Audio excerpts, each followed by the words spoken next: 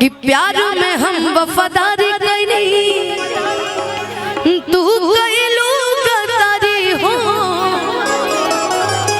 साक न भइल मन में कि दुश्मन से भइल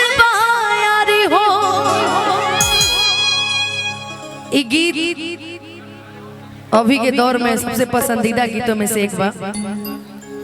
कि साफ नहीं के दिल तो हर भाप ले ले पानी कि जैसे हम रोवतानी हो सही तू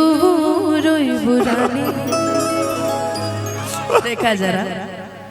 कि छाल गइलू प्यार में शराब दे तू पानी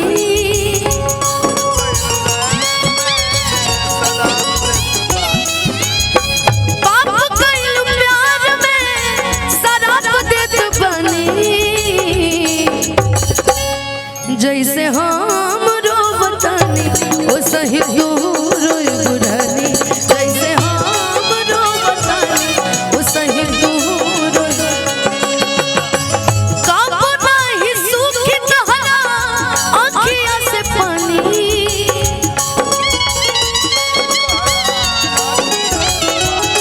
जैसे हम रोवतानी ओ सही तू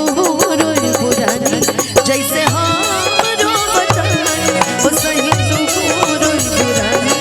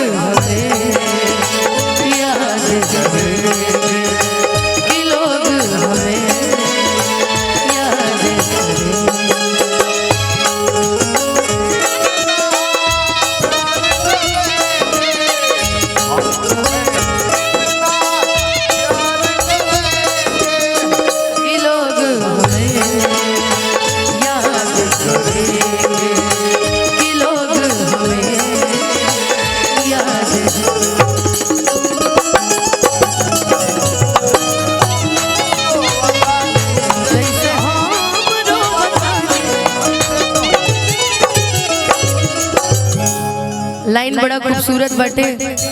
ऐसे एक मुकड़ा कंत्र ना प्यार में हम वफादारी कइनी तू कइलू गद्दारी हो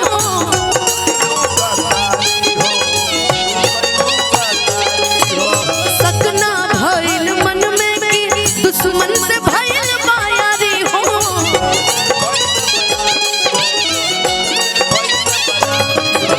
प्यार में हम वफादारी कइनी तू कइलू गद्दारी हो साक न भइल मन में कि दुश्मन से भइल यारी हो कि साफ नहीं के मन तो हर भाप ले ले बनी। एगो लाइन बड़ा सुंदर बैठा था पे कि वो किसी के इश्क में मगरूर तो है कि वो किसी के इश्क में मगरूर तो है वो किसी की चाहत में मजबूर तो है और क्या हुआ जो वो आज हमसे जुदा हो गए चलो वो आज भी मेरे नाम से मशहूर तो है जैसे हम रोवतानी ओ सही तू रोई